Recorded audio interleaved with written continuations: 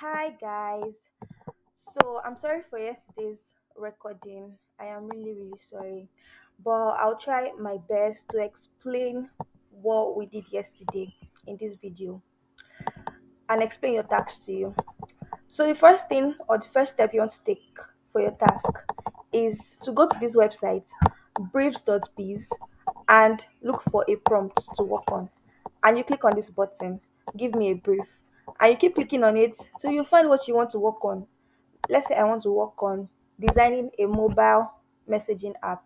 I'm going to take a screenshot, print screen, or I'm going to use my sniper tool and snipe this. Then go ahead and paste it in my fig jam file. So, good news, this fig jam file is available for you to use. I've dropped it on the announcement channel, and you can always just go there and duplicate it. This is how you duplicate. You click on this drop down and then press duplicate, and it becomes yours. You can edit it and delete what you want to delete and put your own things there. So now that we understand that, what is the usefulness of this task? What is the importance of what we are doing this week? It's called user research. As designers, we want to understand our users, we want to understand their pain points, and want to be able to resonate with what they are feeling, understand what they are feeling, feel what they are feeling. That way, we are able to design intuitive things for them, things that they would actually be able to use, usable things for them. So, and to do that, we need to conduct interviews. We need to ask them what they are feeling. We need to conduct surveys, interviews, and other things like that to ask them what they need, why they need it, how they need it, and stuff like that. The first step to conducting a user interview is to find your goal. Find the goal of the interview. What are you conducting in this interview for? What do you want to understand? What do you want to know when you conduct this interview? And that's where we find goals for the interview. This is my own prompt. My own prompt says design a virtual tour app for an art gallery. That is my own prompt. And now I found out the goals or what I want to achieve at the end of my interview, what I want to have successfully gained when I finish my interview. One of it is I want to understand the process of art gallery tour and experiences of normal art gallery tour. How do people go on their art gallery tours? What do they see? What do they find? What are their challenges? How can it be improved?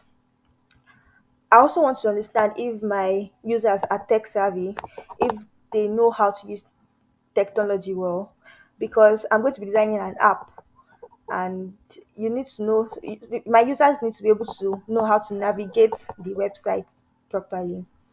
I also want to understand demographics of my target audience. I want to understand the users engagement level with artwork.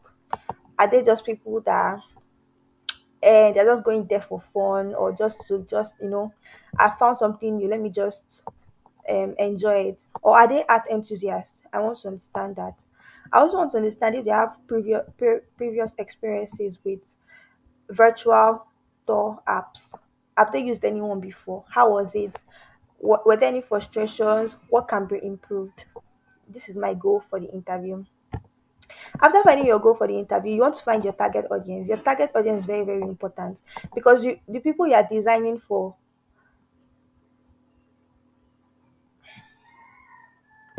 sorry, you need to find your target audience because you are designing for a specific set of people.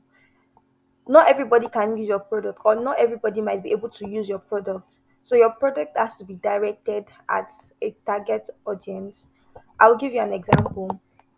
For example, if I want to design an app for children, for children's learning, like maybe they want to learn a language or learn the alphabet, but for children's development, my target audience will not be people that are 20 years old. My target audience will be those children and also their parents and their teachers, people that teach children, parents that have children, because they don't understand how their children learn, and they'll be able to tell me the best way to design the apps for the children. So that is why you need a target audience, so that you know who you're designing for and you'll be able to tailor your design to those specific people. So me, I have financially stable people, people that can afford um the the the the experience. And I also have students, couples, I have art enthusiasts, I have curious minds, I have different genders, and I have different age group. So my target audience is that wide. Then after you've gotten these two things, the next step is now curating your interview questions. Your interview questions come from your goals and your target audience. It's like the combination of both, and that's how you get your interview questions. For example, since I have my goal for the interview, I want to understand the process of art gallery tours. One of my questions can be one of my questions can be what motivates you to visit art galleries and how do you plan your visits? Another question can be what aspect of visiting art galleries in person do you find most enjoyable or valuable? And what are some limitations or challenges you have encountered during those visits?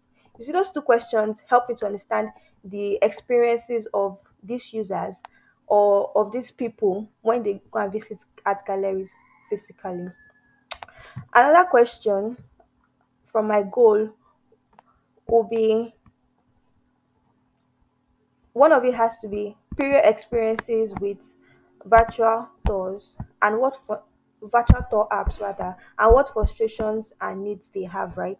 So one of my questions can be what kind of content or features would make you more likely to recommend virtual app tours to others? So you can see that my questions are coming from my my goals and my target audience, because one question I can ask my target audience is, are you tech savvy? How what is your level of tech savviness?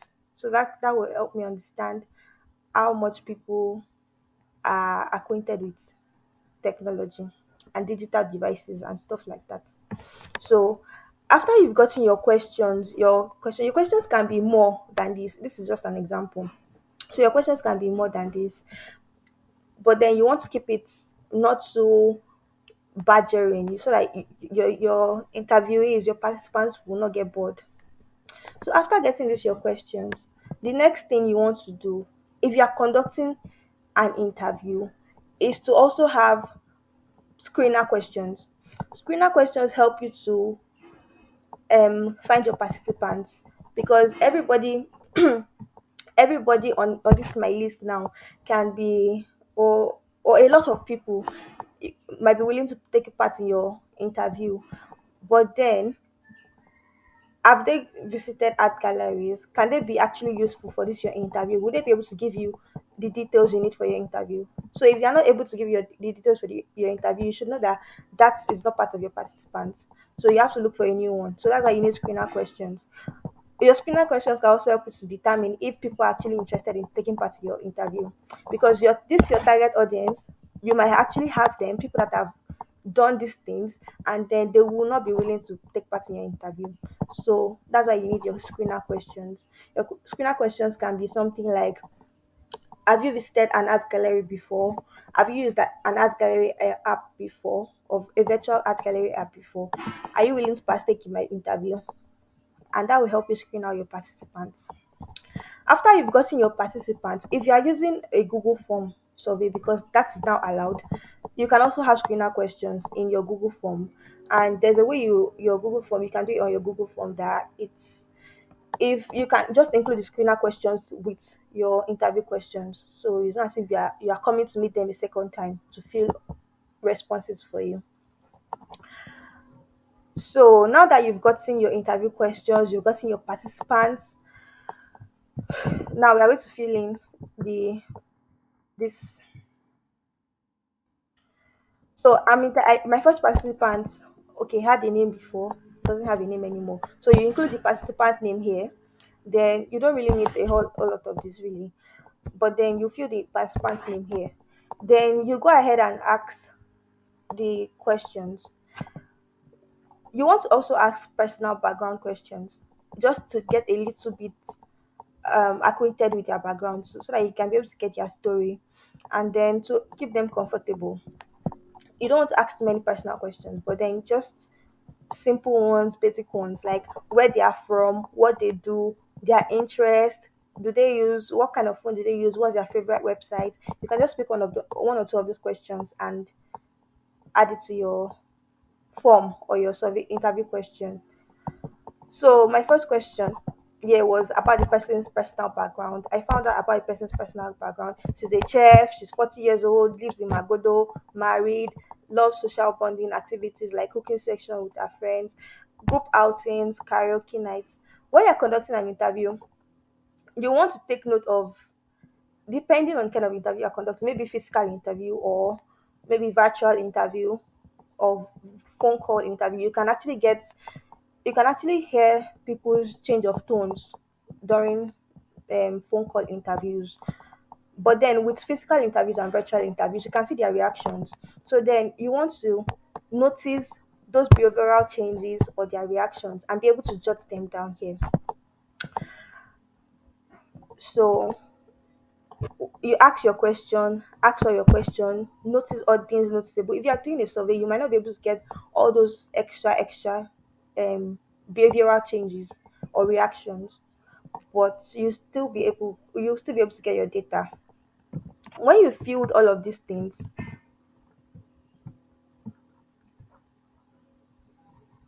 so I have for participant one, participant two, participant three, participant four, participant five. Yeah, I have five people. If you are conducting an interview for this task, you are required to interview five people. So once you've done all of that, also notice something is one thing that you should notice is the fact that I did a color code thingy for those five participants, because I want them to have their color codes. So this person has gray, this person has yellow, this person has pink, this person has purple, this person has, okay, maybe this peach, then this person has pink. Yeah. So they have different colors.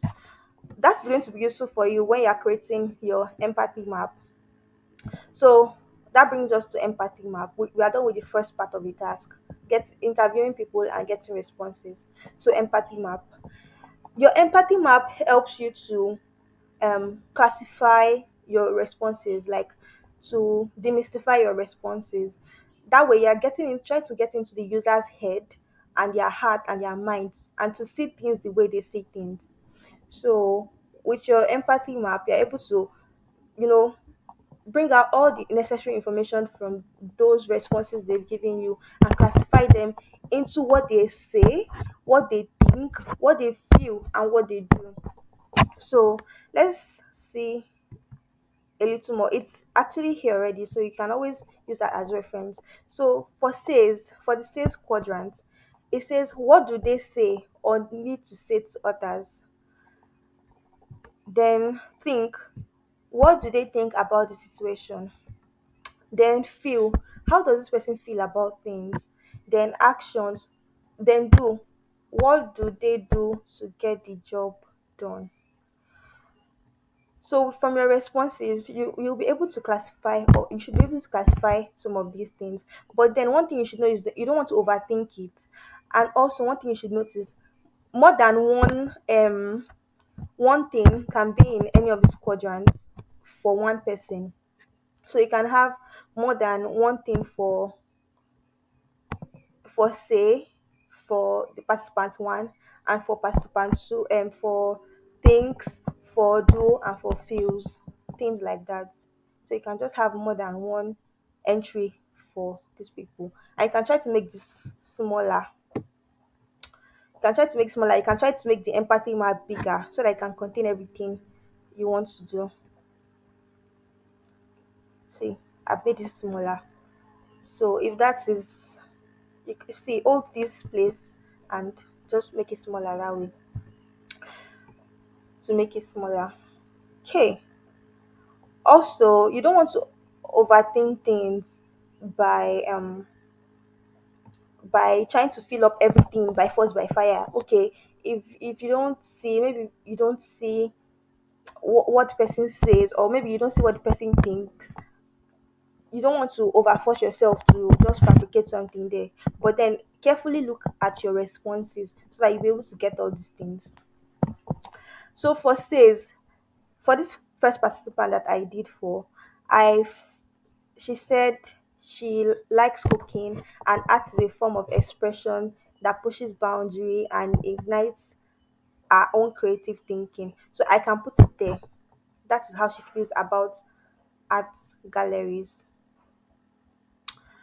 She thinks so. Our thinking can also be the fact that art pushes our boundaries and our creative thinking. So it can be there too. Then let's see. Do what does she do about the situation? She she said when planning a visit, she usually do research the artist on display, read the news or article about the exhibition, and then she also seeks out galleries that are closer to vibrant food scenes. So that can be what she does to get a better experience for while visiting an art gallery. So you can copy that too and put it here. I'm sorry, the color codes are mixed up, but then just try to sort it out yourself. Then what else? For fields, since I conducted an interview, is a first interview, sha. But since I conducted an interview, let's say I saw her expression on things, like when she was describing all these things, I saw the expression on her face, how her face lit up, how her face became sad when she was talking about her challenges. I'm going to go ahead and write this thing, excited about social bonding activities, feels inspired by artwork, feels sad about time limitation, and all of that. I'm going to go ahead and write them here in this feels quadrant. So that's how you feel your empathy map. Then when you're done with your empathy map, okay, one more thing about empathy maps. So generally, or for some people, you or when you're taking on big projects or bigger projects, they tend to put do empathy maps for each users, for each individual users that they interview. But for this task, we are just going to be doing a general empathy map. So that means everybody's everybody's think, feel, says, and do will just be on one big empathy map. Then after you're done with your empathy map, the next thing to do is to do your user persona. So your user personas are fictional characters that helps you to that helps you to represent your users. Mm? So it's not going to be representing each user you interview, but it's going to be representing people that have specific similar um experiences or that have things in common. It's going to be representing groups of your users that have things in common. So your user persona is representing groups, not individuals, and that's why it's fictional. So you can pick out of those groups, you can pick out stories from this person, this person, this person to form your brief story or scenario about the person, to also form your the person's personal code, and then to also fill in your goals and frustration, and then something also fictional for their personal background like age, education, hometown, family, and occupation. So you can see that all of these things are going to be from what your users, the interviews you conducted or the surveys you got. So to help you understand this better, let's say I interviewed 10 people or I got 10 responses, and then out of the 10 responses, 3 people have similar experiences, or let's say 3 people come from the same demographic. So I'm going to use one persona to represent those 3 people, and then I'll create a persona for them. I'm going to bring out maybe interesting personal background details about them, and then I'm going to go ahead and fill this, write a story about them. I'm going to enter their age, their education, hometown, family, occupation, blah blah blah. I'm going to go ahead and do it. So let's say out of the remaining six, that's seven people here. Out of remaining seven people, let's say four people also have the same experiences, or maybe the same background, or the same demographic pattern with them. I'm going to use another persona to represent those ones. So you can say I'm representing them. I'm using one persona to represent this class of people or this group of people. So that's what your persona is doing. For your project, I don't know, depending on your responses, but the highest amount of personas I'm going to recommend is for you to just do two personas. Find a way to make your personas just two. But if you do one, that's fine too. But the highest you should do is two. So that's about it. That's all about this task. I don't think it's that difficult. So just try and calm down, get your data, and just try and plug it in here. And when you do that, I think you'll be fine. You will be fine. And I also want to appeal to you to actually take this seriously, and you know to do it, because it's going to like affect, in a way it's going to affect your remaining design process. If you get this wrong, it will actually affect your remaining design process, because you will not be designing for the users. And as we've understood, or we've seen from all our learnings, it is called user experience for a reason, not my experience. User experience, you are designing for the user, not designing for yourself. So I think that's pretty much it. If you have any questions that you want to ask, you can ask me. I'm going to be dropping other resources, additional resources for you guys to use. And yes, I'm going to be dropping additional resources for you to use, things you can read that will help you understand user personas, empathy maps, and conducting your interviews better. Questions you can ask, like recommended questions, things that can help you curate your questions. Yes, I'll be dropping that too, hopefully today. So watch out for that. So I think this is me. That's the end of this. Thank you very much.